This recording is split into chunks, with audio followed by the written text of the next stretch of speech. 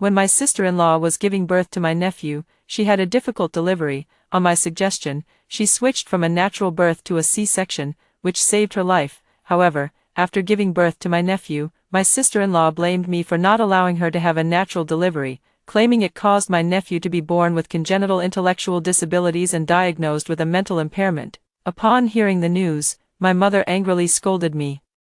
"Do you think you're so great just because you've read a few books? Do you think becoming an intern doctor makes you so special? You've turned our precious into a mentally disabled child." I looked innocent and hurriedly explained, "My nephew was a macrosomic baby, and my sister-in-law has a small pelvis, so she could only have a C-section. It was your insistence on a natural birth that caused my nephew to get stuck at the cervix, leading to hypoxia and turning him into a mentally disabled child. Besides, when I suggested switching from natural birth to a C-section, you agreed. After giving birth to my nephew, my sister-in-law's health has been poor, and she hasn't had a second child, yet my mother and brother have blamed everything on me, tormenting me day after day for decades. Even when my nephew was 18 and envied others for being in relationships, he asked why he didn't have a girlfriend. My sister-in-law looked at me with disgust and deliberately shifted the blame onto me.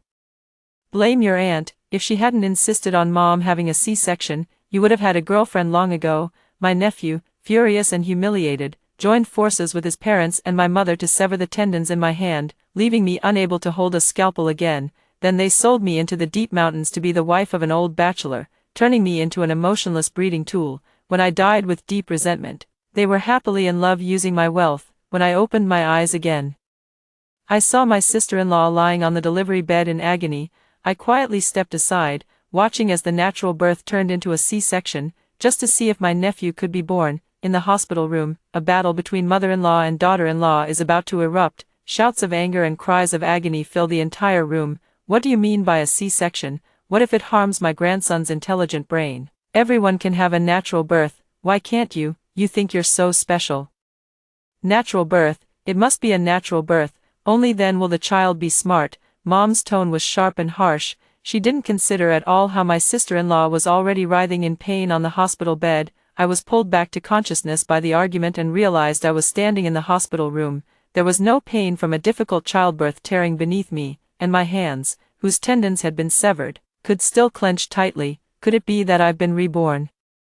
Perhaps even the heavens knew that my death in my previous life was unjust, giving me a chance to start over. If that's the case, I will never interfere with my sister-in-law giving birth. In my previous life, I had already seen the wickedness of human hearts and will never be used again or be that naive do-gooder. Let my dear nephew rot in her womb and go to hell with her. I silently stepped aside, watching as my mother and the attending physician, Bella, were arguing.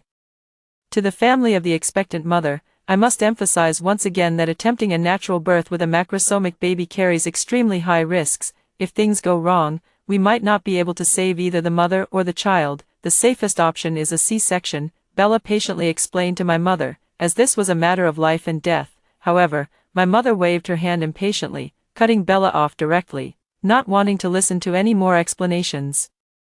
She resolutely decided on a natural birth. Bella sighed helplessly and set her sights on her brother, who had been sitting there playing games for half the day. What about the husband of the woman in labor? Is he also opting for a natural birth? She refused to believe it and decided to ask again. I was sweating bullets for her. Who is my brother? A soft-hearted mama's boy who always follows our mother's orders. A complete pushover who never dares to defy her. Sure enough, my brother didn't let me down either. Let mom make the decision. My sister-in-law's face was all scrunched up in pain as she grabbed my hand, about to ask for my opinion. "Judy, you're a college graduate from a medical university. You must know whether natural birth or a C-section is better. Please help persuade." I suppressed the disgust in my heart and subtly withdrew my hand without a trace. Then I met my mother's sinister gaze. In my previous life, I failed to understand the hint in my mother's eyes. Focusing only on my sister-in-law and trying to do what was best for her, I explained to her all the risks associated with delivering a macrosomic baby vaginally: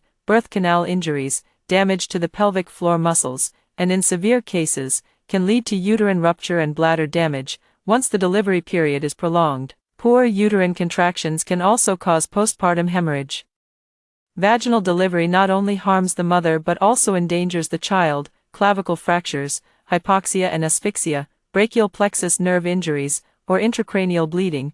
In more severe cases, there is even a risk of disability, but Mom wouldn't listen. Her mind was only on her precious grandson. She didn't care about the consequences at all. In the end, I saw my sister-in-law in the delivery room suffering unbearable pain, so while Mom was out playing cards, I secretly signed the consent form for the C-section. After a day and a night, they finally delivered my 12-pound nephew by C-section. The outcome was inevitable due to premature rupture of membranes, birth asphyxia during natural delivery, and a series of other factors that caused the baby to suffer from oxygen deprivation, resulting in intellectual disability. Upon hearing this news, my mother burst into tears and threw a tantrum on the ground. "Judy, just because you've read a few books, you think you're something special, huh? Who gave you the right to decide on a C-section for my precious grandson? Now my grandson is slow and clumsy. It's all because of you, you wretched girl. You've ruined my precious." She even went so far as to prioritize justice over family ties,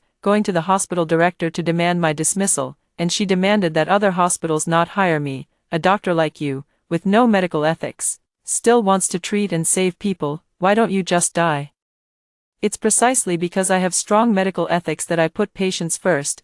What did I end up with? I got backstabbed by my own family. I was ostracized by everyone, cut off by relatives and friends, and left to fend for myself outside. With nowhere else to turn, I had no choice but to seek help from my sister-in-law.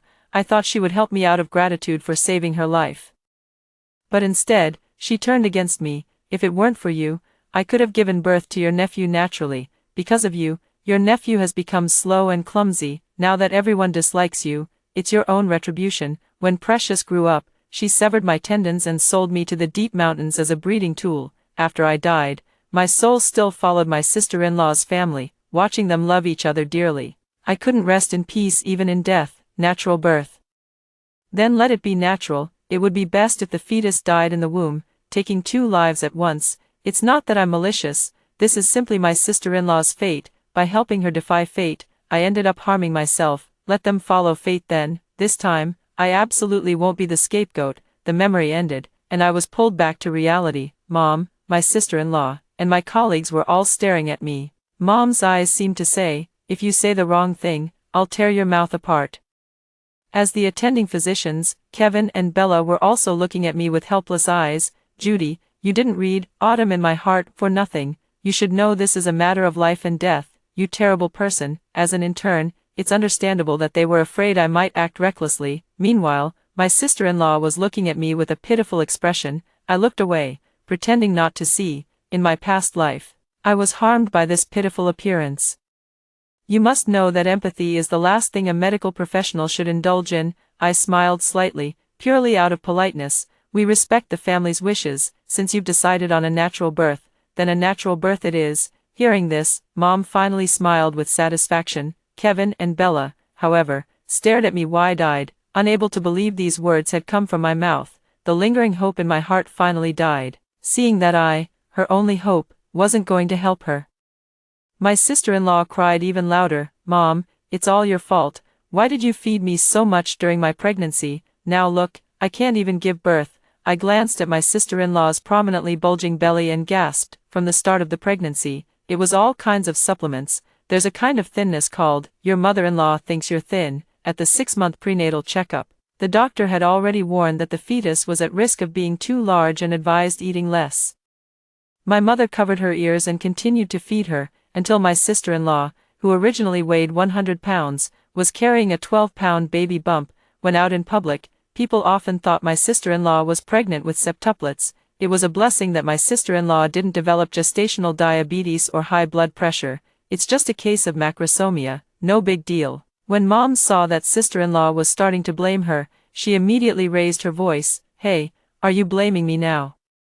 You ate the food, and I took care of you for 10 months, and you're still not satisfied. Let me tell you something, stop being so dramatic. From now on, I'm staying right here to make sure you deliver my grandson naturally." Mom picked up a stick from somewhere, stuck it into the ground, and stood there like a sentry. My sister-in-law looked on the verge of tears as she reached out and tugged at my brother's hand. "Honey, say something." My brother kept his head down, playing his game, not even sparing a glance at his wife. Just listen to Mom, a wealthy dad, a domineering mom, a weak older brother, a helpless sister-in-law. a precious nephew, and me, the unlucky one. Our family combined is simply unbeatable. Sister-in-law started having fetal movements again, and Kevin, along with fellow intern Sam, quickly wheeled the mobile bed to rush her to the delivery room. On the way to the delivery room, my mother was shouting loudly in the corridor, "Make way, make way. My grandson is about to arrive, everyone make way, all bystanders, clear the path." Bella and I walked behind, lowering our heads in embarrassment. Kevin, Bella, the 2 attending physicians, and I, along with 2 resident doctors and 4 nurses, made up the main team. The lineup was simply too impressive. It's actually the power of money. Bella looked at me with confusion. "Judy, why did you agree to let your sister-in-law have a natural birth? It could be life-threatening if something goes wrong." I put my hands in my pockets and shrugged indifferently. My sister-in-law's water has already broken, and she still hasn't started giving birth. What's the use of agreeing to a C-section now? What if the baby ends up with intellectual disabilities due to lack of oxygen? What if they blame us? Just respect the family's wishes. If something goes wrong, they'll have to bear the consequences themselves. They brought it upon themselves. Now, I'm as cold-hearted as a killer. Bella's eyes flashed with surprise, never expecting me to say something like that, but there's some truth to it. You do what's best for the patient, and in the end, you still face medical disputes, which disheartens good people. It's not hard to save a life. What's hard is saving a person, even if it's family, who can guarantee they won't stab you in the back. This was the first lesson my family taught me. After entering the delivery room, the nurses began various disinfection procedures. We have also taken protective measures for sterilization. When the nurse was about to administer anesthesia to my sister-in-law, my mother, who was accompanying her, stopped her. "What are you doing? What if this medicine harms my grandson's brilliant and mighty head?" "No, this is anesthesia. It can alleviate the pain during childbirth." The nurse was confused and quickly explained. My mother insisted on not using it and didn't even ask my sister-in-law, who was in so much pain she was about to faint, if she wanted anesthesia. My sister-in-law was still dilating after feeling the baby move. With each centimeter of dilation, the decibel level in the delivery room rose a little. My mother grew a bit impatient and said, "Can you please stop screaming? Save your energy for giving birth." My sister-in-law followed my mother's advice and tried her best to endure the pain. Fingers gripping the side rails left marks. The cervix had been dilating all along, but there was no progress. Mom called Dad, but he didn't answer. She also called my sister-in-law's parents, but they didn't answer either. Sister-in-law was drenched in sweat from the pain. Her face had turned pale, and she wanted to sit up. "I don't want to give birth anymore. I want a C-section. It's just too painful." She was in so much pain that she banged her head against the bed. But her mother calmly held her down and began making verbal threats. "You'd better give birth obediently, otherwise, even if my grandson is born, I'll make David divorce you. When that time comes, you'll have to return the house, the car, and the betrothal gifts. If you don't, I'll sue you for marriage fraud." At that, my sister-in-law became compliant and lay back down to give birth obediently. I was silently pressing my sister-in-law's belly to help with the delivery, but it ended up hurting her so much that she kept crying out, "Judy, stop, are you trying to kill me with pain?" Mom, looking displeased, immediately pushed my hand away. "Your sister-in-law is giving birth to your nephew. What are you trying to do?" What did she think I was trying to do? Isn't I just helping her precious grandson come into this world sooner? The baby is in the wrong position, making it difficult to deliver. It will be even more troublesome if it doesn't turn back. I looked at my mother with innocent eyes. She sized me up. With so many people around, she wasn't afraid I would cause trouble. She let me step in to help. Time was passing minute by minute. My brother finished his game, stretched, and stood up to see how my sister-in-law was doing. But the moment he saw the blood on the delivery bed, he fainted on the spot. "David, my son, your wife isn't strong enough, and there's nothing I can do." "How could you faint from anger?" Mom didn't even have time to attend to my sister-in-law anymore. She slid to her knees and immediately started pressing my brother's philtrum. I'm a bit speechless. Bro just faints at the sight of blood. The atmosphere turned awkward instantly, and the nurse helped my brother lie down on the nearby sofa to rest. In the delivery room, the 4 of us were so bored we were thinking of playing mahjong. The baby had stopped moving. The cervix was fully dilated to 10 centimeters, but it was useless. The baby's head was blocking the cervix, and with the small pelvis, even with human assistance, a natural delivery was simply not possible. Fully dilated at 10 centimeters, but the baby won't descend. The family needs to make a decision. Kevin looked at the monitor nearby, growing anxious. Hearing that her grandson couldn't descend, my mother was so frantic she started hopping on the spot. What a jinx! I stood with my arms crossed, quietly watching the drama unfold. My family had inexplicably become wealthy in recent years, but my mother, a fierce country woman, had ingrained the preference for sons over daughters deep into her bones. With money comes arrogance, always thinking that you can use it to solve everything in the world, like right now, Lisa. Can you even give birth or not? I should have just hired a surrogate from the start, that way, she could have given my son a few more grandsons. My mother pointed at my sister-in-law and scolded her, saying things that made me want to call the police. Truly a lawless illiterate, actually thinking about surrogacy. My sister-in-law was in extreme discomfort because lying down caused the entire pregnant belly to press on her internal organs, requiring her to receive oxygen. And because she didn't have anesthesia, she passed out from the pain and couldn't exert any more strength. I finally understood what it means to say that giving birth is like walking through the gates of hell. The king of hell wants my sister-in-law dead by the 5th watch. My mom jumped the queue and wants my sister-in-law dead by the 3rd watch. Bella was so anxious that she broke out in a sweat. The baby had already started to crown but then retreated back in, leaving her utterly helpless. Auntie, the mother-to-be has passed out from the pain. Let's just go for a C-section. My mom directly refused. No, so what if you faint from the pain? I went through the same thing when I gave birth. Spoiled people are just being dramatic. Then just pause the labor for now. Wait until Lisa recovers her strength and can give birth again. No matter what, we absolutely won't do a C-section. Mom waved her hand dismissively, as if she were the ultimate authority.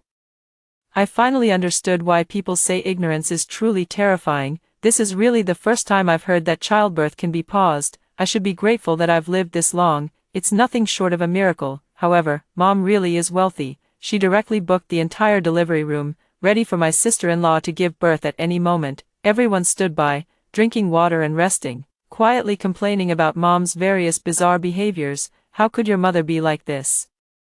This increases the risk of death for the mother in labor. Why hasn't a single person from your sister-in-law's family come? If they don't show up soon, she might not make it. We are doctors, not gods. If this situation with my sister-in-law drags on any longer, even with all my medical skills, I won't be able to save her. Her family didn't answer the phone. If they don't care, why should my mom? I sneered, thinking I might be stuck with this delivery all day. The baby started moving at 6 in the morning, but now it's 11, and there hasn't been any movement at all. Will I be able to leave work on time at 6 this afternoon? That's the question. Sam leaned against the wall, looking exhausted. I'm already terrified of marriage. I looked at Sam, the unlucky soul who, like me, had a rough go of it in our past lives, because he was involved in the C-section surgery with me. As a result, his brother, in a fit of medical rage, stabbed him directly in the carotid artery with a fruit knife. Blood gushed out, instantly staining his white coat red. That day, every doctor and nurse in the hospital voluntarily went to the blood bank to donate blood. We had the same blood type, but I still couldn't save him. My brother killed someone with a knife, but my mother spent money to settle the matter. Sam's parents had him late in life and were looking forward to him finally getting into medical school so they could enjoy their later years in peace, but they never expected such a sudden disaster. This incident further strengthened my resolve to prioritize my own safety while saving lives and helping the injured. My brother finally woke up, seeing my sister-in-law on the delivery bed. I was so disgusted that I almost threw up. Why hasn't it come out yet? Isn't giving birth supposed to be easy for women? These words made Kevin and Sam particularly uncomfortable, and they couldn't help but defy their client. Giving birth has never been an easy task for women. As a husband, you should be considerate of your wife. All mothers are truly remarkable. You shouldn't devalue your wife's worth. Trying to reason with my brother is like playing the lute to a cow. I looked at my mom, who was engrossed in her phone. She heard everything but said nothing. She has spoiled my brother to an extreme degree. If my nephew is born, things will really get out of hand. David's eyes darted between Kevin and Sam, his anger boiling over. Why is there a male doctor? I don't want a male doctor delivering my wife's baby. What's wrong with you men? Why do you have to become gynecologists? You're nothing but perverts. Sam was so furious he was grinding his teeth, looking as if he was about to start a fight with my brother. I quickly grabbed him. If he really got into a fight with my brother, his meager intern salary wouldn't be enough to cover the damages my brother would demand. Bro, they are the top intern and clinical doctor in the obstetrics and gynecology department. There's no need for such strong discrimination. It turns out that no good deed goes unpunished. David turned around and started scolding me. Your sister-in-law is right in front of you. Did you study for nothing? Don't you know how to help your sister-in-law give birth? I was almost driven to laughter in frustration. There was simply no way to reason with him. The delivery room had a strong smell of blood, and David was complaining about everything. I can't stand being in this place for another minute. Just as he was about to leave, his sister-in-law woke up. As soon as she woke up, tears streamed down her face, and she grabbed David's hand. Honey, I really can't do this anymore, please. Let me have a C-section. I'm being tormented to death by this baby. My brother impatiently shook off my sister-in-law's hand and sided with my mother. Why are you being so dramatic? Are you the only woman who's ever given birth? Why do you need a C-section? Who's in the operating room? Is it your father or your mother performing the C-section for you? 3 sentences to warm her all day long. I directly confronted my sister-in-law and made her cry. The monitor showed her heart rate was extremely unstable. David, Lisa, have married the wrong man. You are a complete scumbag. You don't care about my life at all. How could Mom tolerate someone cursing her son? He stood up and slapped his sister-in-law. If I tell you to have a child, you have a child. Stop with all the nonsense. How dare you curse my son? Don't forget, you took $1 million in bride price when you got married. You're part of this family now. And having children is your duty. Mentioning the bride price again, his sister-in-law fell silent, but she still felt wronged because she never even saw that $1 million. It went straight into her brother's bank account. We, the midwives, stood by like spectators watching a cheesy soap opera. Sam whispered in my ear. I thought the gossip at work was already explosive enough, but I never expected to witness such a bizarre scene today. This job just keeps getting more and more interesting.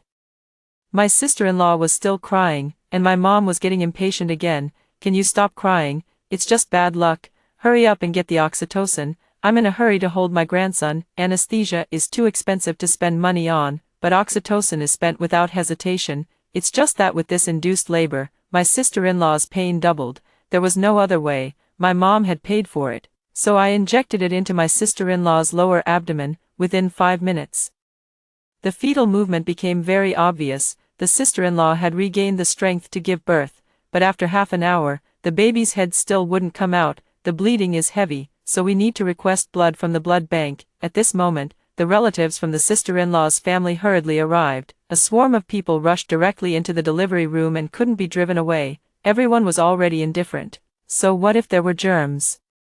Whether the child could be born or whether the person could survive was still uncertain at this point. As soon as Mom saw her in-law, she began making all sorts of accusations. Your Lisa is so pretentious and immature, insisting on a C-section. No one knows a daughter better than her mother, sister-in-law's mother said with great confidence. Our Lisa won't ask for a C-section. I've taught her since she was little that we are all women and we all give birth, so there's no need for a C-section.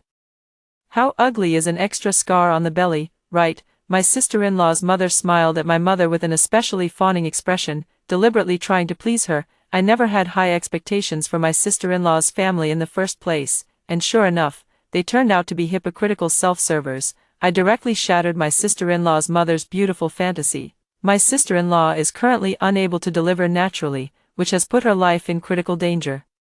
It's likely that both the mother and the child will not survive. Upon hearing that both the mother and child could not be saved, the maternal family was stunned. They started arguing directly. Sister-in-law's mother clutched her heart in sorrow. Sister-in-law's father lowered his head in silence, and sister-in-law's younger brother rushed up to my mother with a menacing attitude. You give me back my sister. How could my wonderful sister just die like that?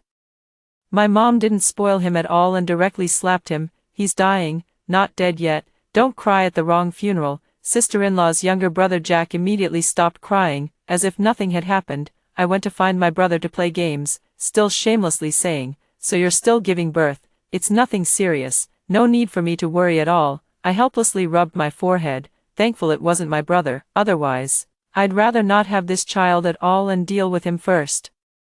Kevin and Bella were busy stopping the bleeding and finding an exit point for my sister-in-law, helping her through a natural birth. Sam was nearby, keeping an eye on the instrument data. Only I was having the most fun, because whether we saved her or not, it was a lost cause. From the moment we knew it was a macrosomic baby, it was destined to be a dead end. Bella couldn't stand it anymore and sternly urged, "The mother is in critical condition now, we must perform a C-section immediately.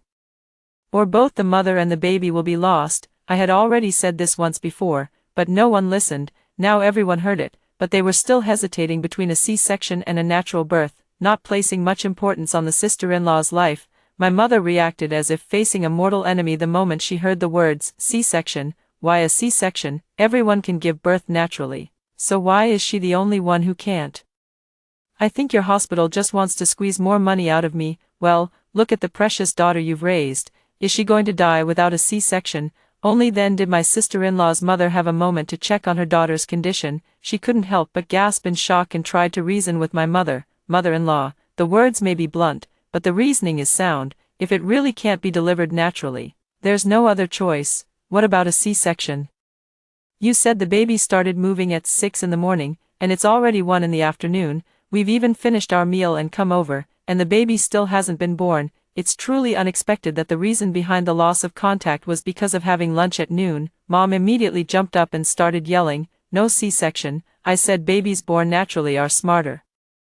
You bunch of country bumpkins. Kevin and I stood by watching the show, nearly dying of laughter at my mom's comments. A naturally delivered child isn't necessarily smarter, but if my sister-in-law had a natural delivery, the baby might have died. Kevin's patience was gradually wearing thin. There is no medical basis for the claim that natural birth makes children smarter. Don't believe such nonsense. If we don't proceed with a C-section now, it will be too late. Children born via C-section aren't any smarter either. My mother remained stubborn, even more so than before. My sister-in-law's mother wavered a bit, but it could endanger Lisa's life. In that case, let's go with the C-section. My mother was displeased and shot a glance at my sister-in-law's mother. A C-section is fine, but after the baby is born, they must get a divorce. The house, car, and betrothal gifts must all be returned, or I'll sue you for marriage fraud. As soon as the topic of returning the betrothal gifts was brought up, my sister-in-law's mother suddenly fell silent. After hemming and hawing, she still refused the C-section. We had long anticipated this outcome, but we had no choice but to do our best to help my sister-in-law give birth, even though we knew it was impossible for her to deliver naturally. I want to see my mom. My sister-in-law was in so much pain she had no strength left. She grabbed the railing, trying to call out for the maternal love separated from her by the curtain. "Auntie, my sister-in-law says she wants to see you." I poked my head out from behind the curtain. My sister-in-law's mother quickly waved her hand. "No need to see her. Tell her to focus on giving birth. There's no need to call out for no reason. Being able to marry David is her blessing. She should cherish it." This sounded somewhat indifferent to whether my sister-in-law lived or died. I turned to look at my sister-in-law and saw her struggling to sit up, using all her strength to shout, "I want a C-section." My sister-in-law's mother hurriedly pushed aside the curtain and came in. She frowned at the bloody scene on the delivery bed. "What C-section? Can't you be a little more sensible? If we really have to return the bride price, will you be satisfied then? Don't even think about your family. Your brother was delivered by C-section right on the spot. And look how foolish he turned out." My sister-in-law's mother finished speaking and left, not caring at all whether it would endanger my sister-in-law's life. Another contraction came, and she had been fully dilated for a while, but the baby just wouldn't come down. I watched coldly, feeling nothing but boredom and not a shred of pity for her. Sam watched as the blood oxygen saturation dropped and even my sister-in-law's vital signs began to decline. He reminded them again. "Vital signs are unstable. If we don't perform a C-section soon, we might not even be able to save the mother's life. If the mother dies, do you think the child can still survive in the womb?" I stood by waiting for news, holding the consent form for the C-section. After a few seconds of silence, my sister-in-law's mother suddenly showed a bit of conscience. After struggling internally for a long time, she anxiously grabbed my hand and said, "Then let's go with the C-section. Saving my daughter is the priority." Mother stepped forward and pushed sister-in-law's mother aside, looking somewhat displeased. "No C-section? I don't agree." Watching the scene, I yawned out of boredom. I really don't know how long they're going to argue about natural birth versus C-section. My sister-in-law's mother also became agitated and retorted, "If anything happens to my daughter, I'll fight you to the death. Fight to the death. Then I'll pay $2 million for her life. If she gives birth to my grandson, even if she dies, it will have been worth it. If she doesn't die and the child isn't born, you'll all go to jail." With a wave of her hand, my mother pulled a check from her bag and threw it at my sister-in-law's mother. Having such an illiterate and lawless mother is truly something else. If I didn't know better, I'd think she owned the prison. No wonder. After all, money makes people arrogant. No, I still think we should go with a C-section. Saving my daughter is the priority. After all, a human life is at stake. My sister-in-law's mother took the ballpoint pen from my hand and prepared to sign the consent form. Mom rushed forward, snatched the consent form from my hand, and tore it to pieces. A daughter married off is like water spilled. Lisa is now part of my family. It's not your place as her birth family to make decisions for our household. No C-section means no C-section. Don't even think about harming my grandson. Arbitrary and dictatorial behavior is bound to cause discontent. Sister-in-law's mom and my mom got into a fight over the issue of C-section versus natural birth. I walked through the curtain, looked at my sister-in-law suffering on the hospital bed, and then glanced at the two people arguing heatedly outside. I couldn't help but sigh. Sam also wore a worried expression. If this continues, everyone will surely die. It's hard to even save a single life, a meaningless argument. Yet it was the very thing that pushed my sister-in-law to the brink. Judy, keep a close eye on what's happening outside the curtain. I'm worried something might go wrong. Bella, while busy receiving, didn't forget to remind me. I nodded and walked outside the curtain to continue watching the argument unfold. Neither side was willing to back down, and it was only when my sister-in-law's father couldn't take it anymore that he forcibly made the two call a truce. David and Jack were still sitting on the sofa, thoroughly enjoying their video games. It was as if the person lying on the delivery bed giving birth to their child was someone completely insignificant. My sister-in-law's mother couldn't win the argument with my mom, so she could only wipe her tears and sob. After all, that's my child, a piece of my own flesh and blood. My sister-in-law's father was still on the sidelines making sarcastic remarks. It's not a big deal, no need to worry at all. When I came over, I heard there was a woman who couldn't deliver naturally and wanted a C-section. She was so anxious she was about to jump off the building, but our Lisa is enduring the pain and going through with a natural birth. It just shows that our daughter is much stronger than that woman and will definitely be able to give birth successfully. This kind of comfort sounded strange, even a bit sarcastic. I was too embarrassed to point it out, but I couldn't hold back anymore. That woman who wanted a C-section because she didn't want to deliver naturally, and was threatening to jump, was my sister-in-law. I had just put one foot out when Mom pulled me back. It wasn't that Lisa could tolerate it, it was simply that no one had ever considered her feelings. Sister-in-law's dad was also stunned at this point. Awkwardly scratching the few remaining hairs on his head. What do we do now? Mom crossed her arms and spoke mockingly. Lisa is just spoiled. We all gave birth this way before, and nothing ever happened. She always likes to bring up the hardships of the past as if they were something to be proud of. I almost forgot that my mom is the type of person who creates hardships where there are none. Now that conditions have improved, anyone who can have a C-section can have one. But she's just superstitious and believes that a C-section will make the child stupid. She made my sister-in-law choose excruciating pain over prolonged or short-term pain. I also bluntly pointed out, because those who haven't been seen have already died from difficult labor. My mother shot me a glare, scolding me for interrupting. In the blink of an eye, she started making harsh statements again. You must have a natural birth. Protecting my grandson is the most important thing. It's better if Lisa survives, but if she doesn't, so be it. My sister-in-law's mother was not to be outdone, almost drawing a knife. No, C-section, it has to be a C-section. Over here, they were still debating between natural birth and C-section. Meanwhile, Kevin came out from behind the curtain, his hands covered in blood, and took a deep breath. The mother's heavy bleeding has been stopped. The bleeding stopped, and everyone breathed a sigh of relief. I lowered my eyes. Just because the heavy bleeding stopped doesn't mean the baby can be delivered. May the Bodhisattva bless us and ensure my grandson is born safely. My mother clasped her hands together in prayer. All I can say is that the Buddha doesn't save fools. The next second, Bella lifted the curtain and said urgently, we can no longer hear the baby's heartbeat. If this drags on, both the mother and the child will die. At this moment, joy turned into sorrow, and my mother sat directly on the floor, crying and making a scene. I don't care, you must save my grandson, at any cost, otherwise, I'll make you pay. It was terrifying. I thought my mother had gotten hold of a domineering CEO's script and was going to make us all pay with our lives. I found it utterly speechless and turned around to go in and help with the delivery, but my mother grabbed me. Judy, no matter what, find a way to save both of them. I'm a doctor, not a magician. A macrosomic baby must be delivered by C-section. I told you that a long time ago. My mother was so furious that she slapped me right in front of everyone. I gritted my teeth, forcing myself to hold back my sorrow, pretending to be calm. Even though I now know my parents don't care about me at all, I still feel sad, but now I'm truly heartbroken. You're useless, all that studying was for nothing, You can't even save a person." My mother poked my head with her finger. Disgusted that I had embarrassed her, I couldn't help but sneer inwardly. Giving birth naturally to a macrosomic baby is like drinking paraquat. Thinking you can survive is simply a pipe dream. Sam noticed my distress and pulled me behind the curtain to assist with the delivery. The baby's heartbeat hadn't disappeared, it just hadn't been detected momentarily. The instruments detected the fetal heartbeat gradually weakening. If the baby wasn't delivered soon, it would truly become a stillbirth. It's a torment for everyone. Issue the critical condition notice. I've truly done my best. Sam shook his head, his clothes already soaked with sweat.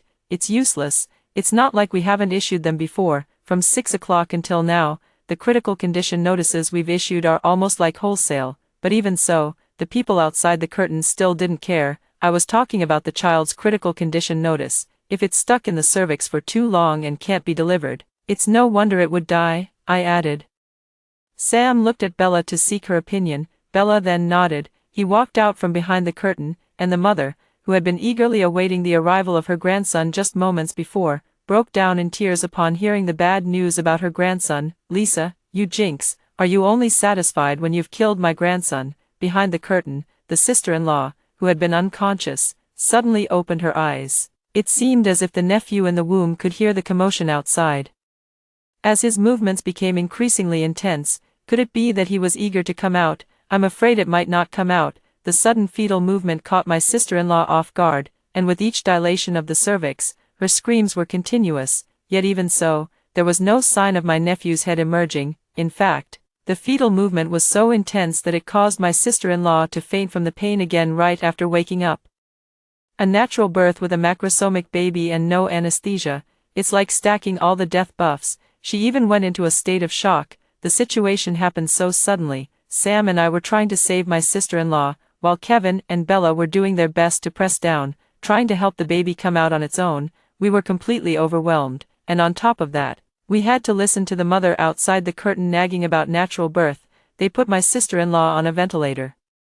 But her breathing grew weaker and weaker, even her pupils had dilated. It was about to become a case of 1 life lost and 2 deaths. I jumped onto the delivery bed and started performing CPR on my sister-in-law, but the monitor readings still showed no change. We were so anxious that all 4 of us were sweating profusely. The baby just wouldn't come, no matter how much we urged. So the 2 of them had to stop what they were doing. Bella hurriedly lifted the curtain. She walked up to my mother and tried to reason with her, saying, "The situation is really critical right now. The mother has gone into shock, and the baby's heartbeat is weak. A C-section is absolutely necessary. If you agree, we can contact the operating room right away to deliver the baby. Any further delay, and we might not be able to save either the mother or the child." After hearing what Bella said, Mom still waved her hand dismissively. "No need to say more, just go for a natural birth."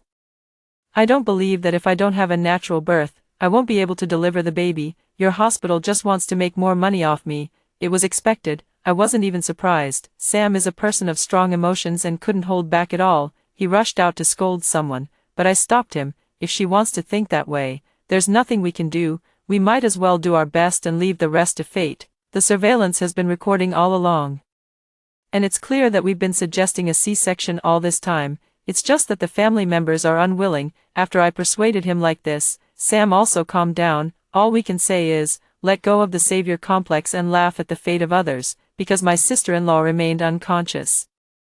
The baby couldn't be delivered naturally, and we were just stuck waiting. While waiting, I kept hearing my mother complain that Lisa is such a jinx. She's deliberately trying to make our family suffer. You people are even less qualified to be doctors. What lousy skills. The 4 of you can't even deliver 1 baby. I don't know what you're even good for. We treated it like the barking of a dog and didn't take it to heart. Annoyed by the constant nagging, I decided to just go with it. Yeah.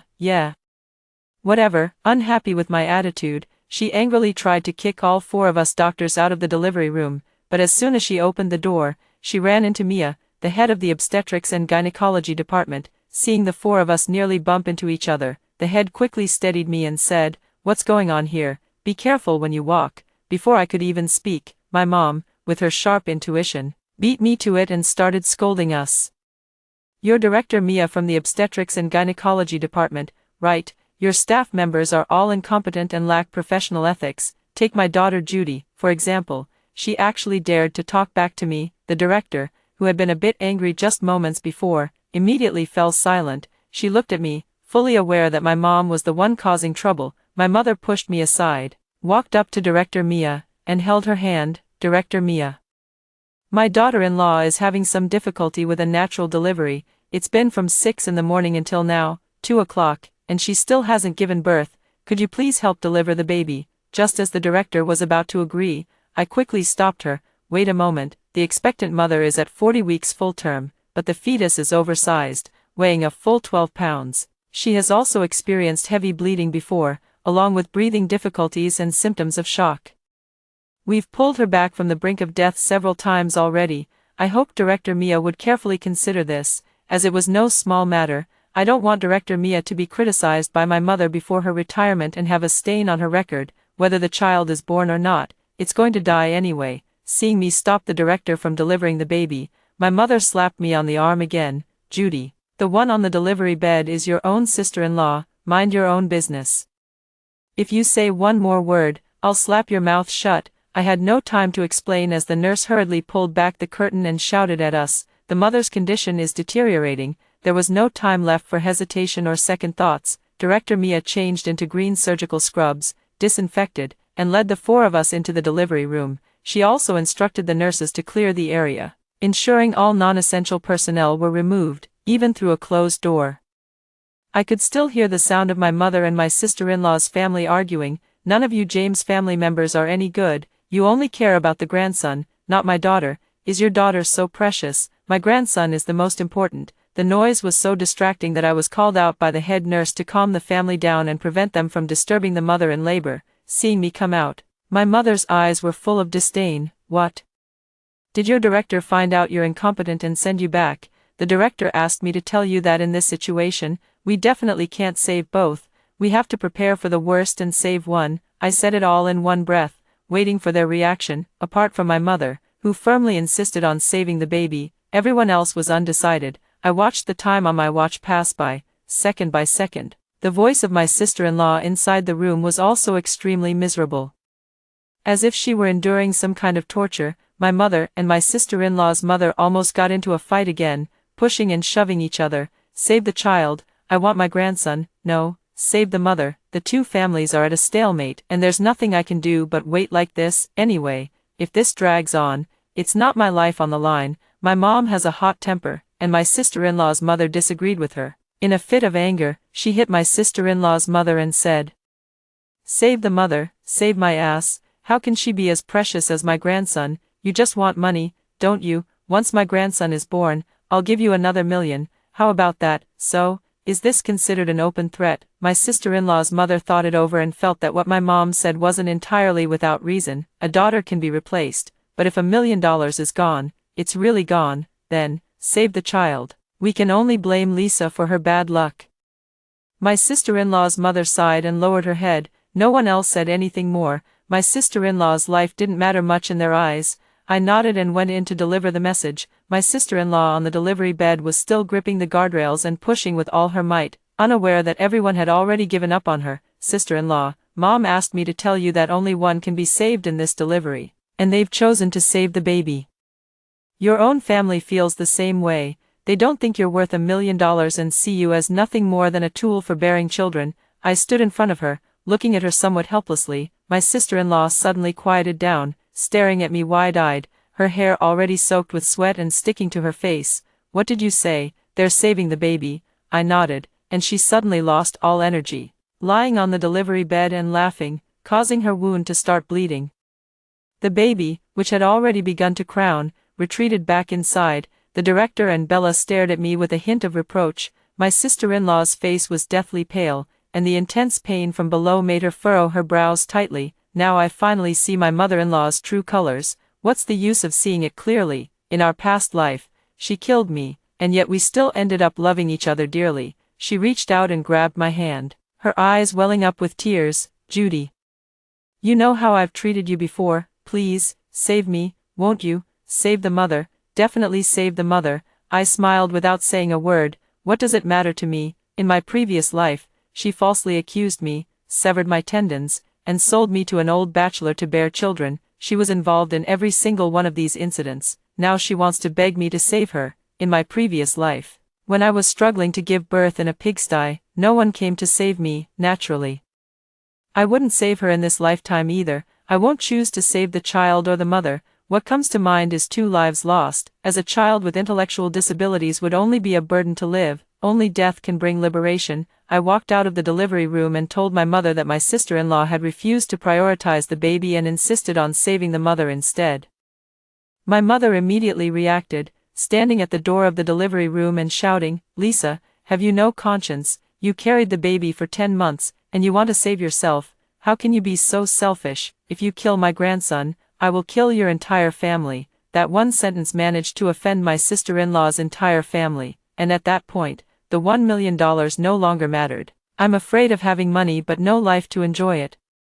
My sister-in-law's mother immediately changed her mind. Save the mother. Whatever my daughter says is right. Hurry up with the C-section. C-section my foot. If she said natural birth, then it has to be natural birth. My mother was so angry that she glared furiously and slapped my sister-in-law's mother right away. Seeing his daughter-in-law being bullied, the brother-in-law's father rushed over and punched my mother. With that punch, my mother immediately sat on the ground and threw a tantrum. "You're hitting people. I can't live like this anymore. We have to get a divorce." Hearing that his mother had been hit, my brother stopped playing his game and got up to help. The sister-in-law's brother didn't even bother to see his guest off and directly started fighting with his gaming partner. The scene was in utter chaos. Afraid of getting blood splattered on me, I quickly returned to the delivery room to help. Let them fight if they want to. Anyone who disrupts the hospital's order will be thrown out. The head doctor was also somewhat troubled by the macrosomic baby. The baby's head was so large that it got stuck in the birth canal and wouldn't come out, leading to massive bleeding. It was probably a final surge of energy. Both my sister-in-law and the baby in her womb exerted force together. The blood was murky with a hint of white, clearly indicating an amniotic fluid embolism. At this point, it seemed there was really no saving her.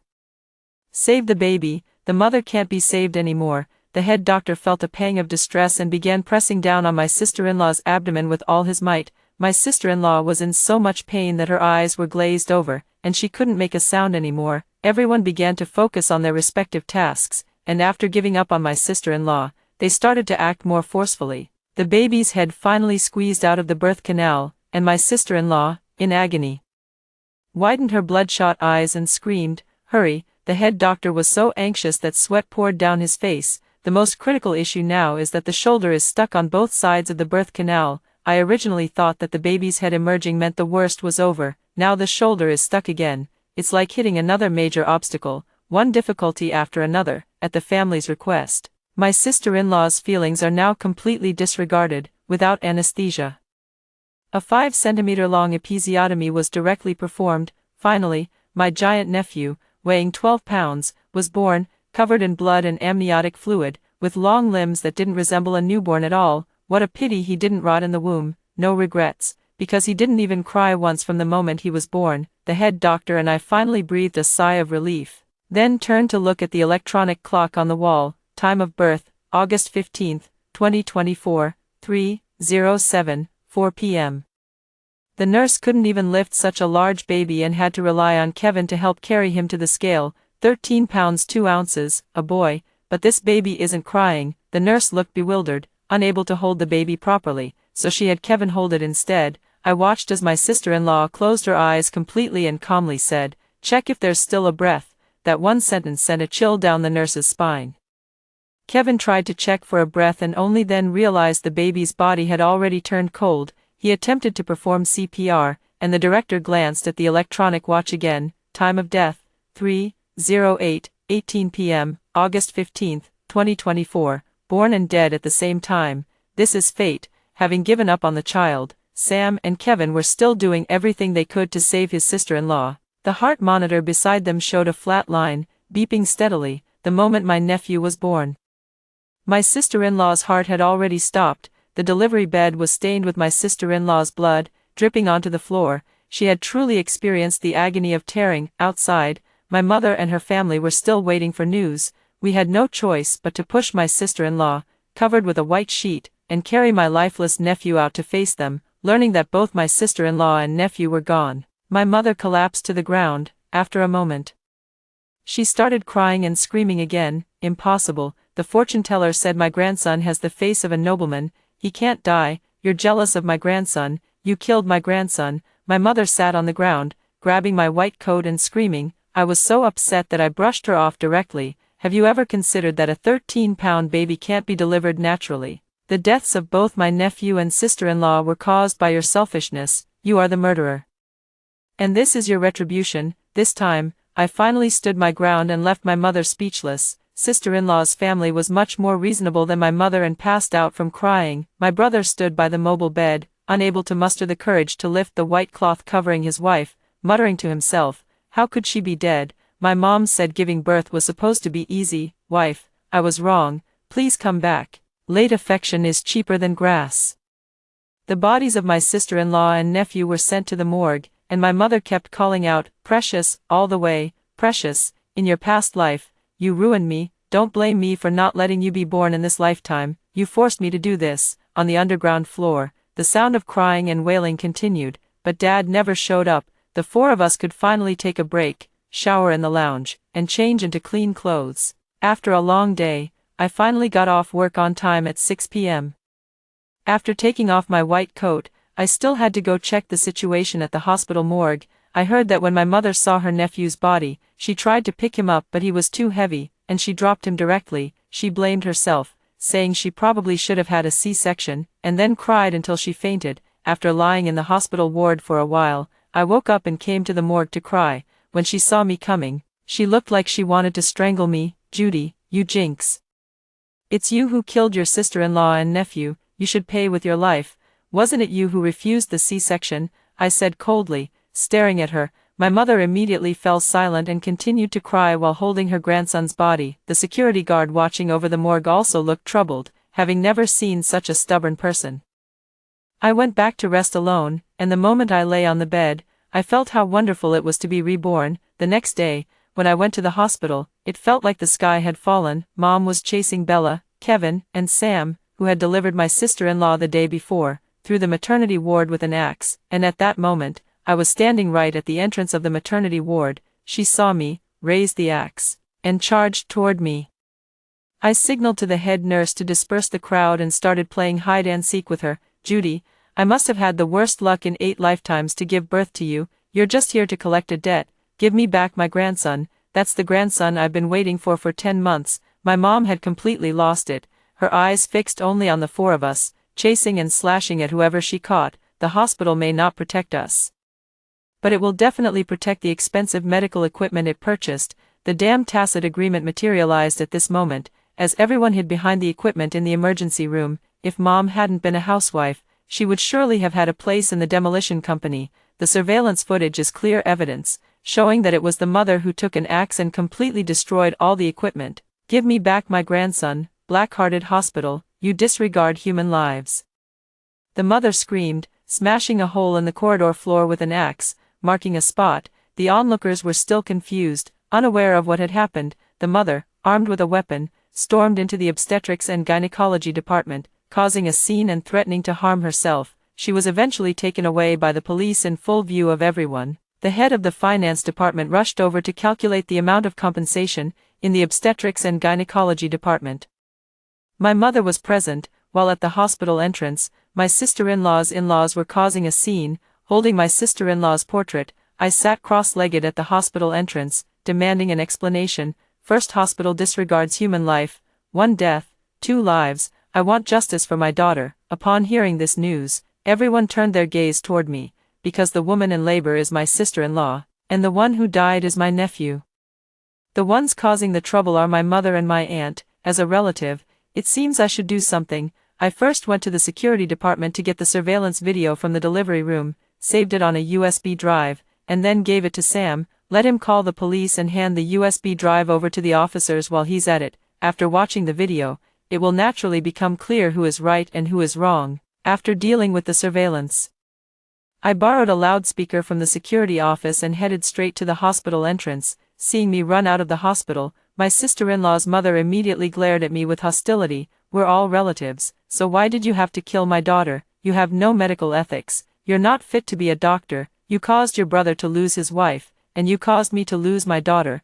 why don't you just die? I was completely baffled. They were the selfish ones, valuing money over their own daughter. Now that my sister-in-law is dead, they come to the hospital to cause a scene. In the end, isn't it all about the money? First, it was all of you who insisted on saving the baby, even without anesthesia. Second, the hospital issued multiple critical condition notices, but you didn't take them seriously. Finally, the mother clearly expressed her wish to prioritize her own life, but you disregarded her decision, leading to the loss of both lives. So who is to blame? Of course, it's yourselves. Since you brought this upon yourselves, you must bear the consequences. It has nothing to do with us, the medical staff. We did our best. By the time I finished speaking, the police had just arrived. Hearing my rational remarks, they couldn't help but give a thumbs up. With witnesses and surveillance footage in hand, the hopes of my mother and my sister-in-law's family were likely to be dashed.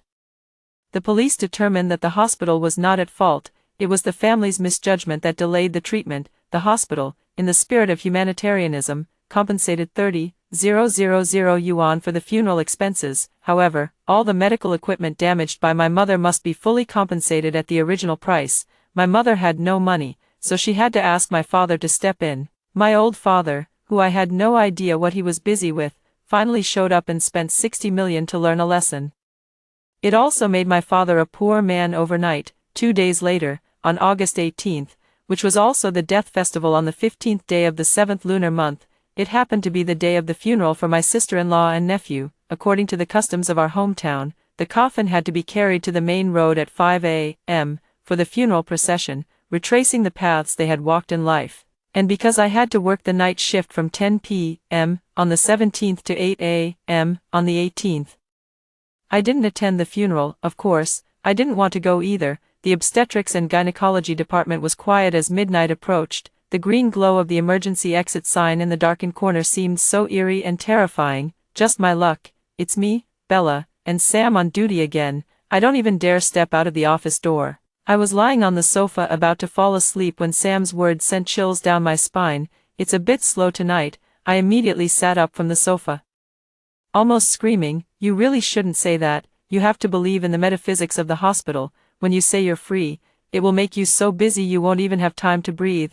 Bella drank coffee to stay alert. Sam looked towards the door, shrugging and spreading his hands at me. What's up? The digital clock on the wall promptly switched to 12:00 a.m. on August 18, 2024. Hurried footsteps echoed from outside as the nurse quickly pushed the door open. Hurry. A mother is about to give birth. Sure enough, tonight was bound to be busy. From 12 o'clock sharp until 5 o'clock sharp, my feet were so busy they barely touched the ground. Why are there so many babies being born late at night? I leaned against the wall, stealing a moment to breathe, completely exhausted. In just 5 short hours, I delivered 7 newborns, 3 boys and 4 girls. The sky gradually brightened, and the obstetrics and gynecology department suddenly fell silent. Sam and I dragged our exhausted bodies back to the office to catch some sleep. I had just drifted into a dream when Bella suddenly pulled me up. Hurry, over 100 injured people have arrived at the emergency department. I heard it was caused by a chain collision on the highway. The emergency department is short-staffed and needs us to help. The white coat that had just been taken off was put on again. Sam and I followed her to the emergency department, where the air was thick with the smell of blood. Moans and sobs were constant. At first glance, it seemed like everyone was familiar. Sister Lily, Auntie Wendy, Uncle Jim, Uncle John, Brother Lee. Before I could fully process it, another ambulance arrived outside. Quick, quick, we've got people to take in. I hurried over to help, and upon closer inspection, I was taken aback. It wasn't just acquaintances, they were practically family. Brother.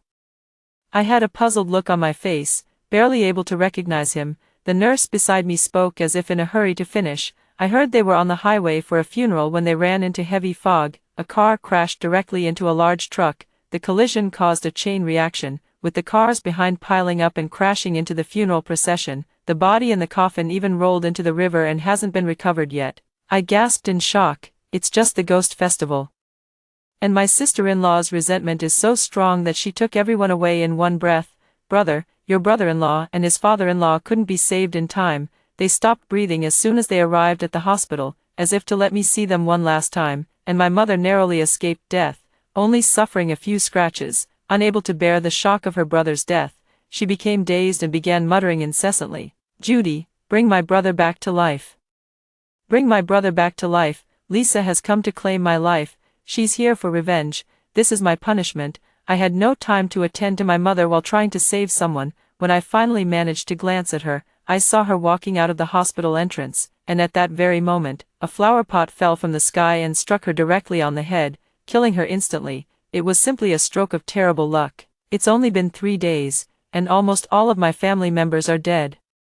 My sister-in-law's mother also lost her mind and became insane, unable to take care of herself. My father managed to survive, but after losing all the money, he went insane. After going bankrupt, he sold off his assets and applied for community welfare assistance. Perhaps this is what they mean by karma. I stayed in the hospital dormitory and didn't go home. That home no longer had anything to do with me. 3 months later, I became a resident physician through my internship.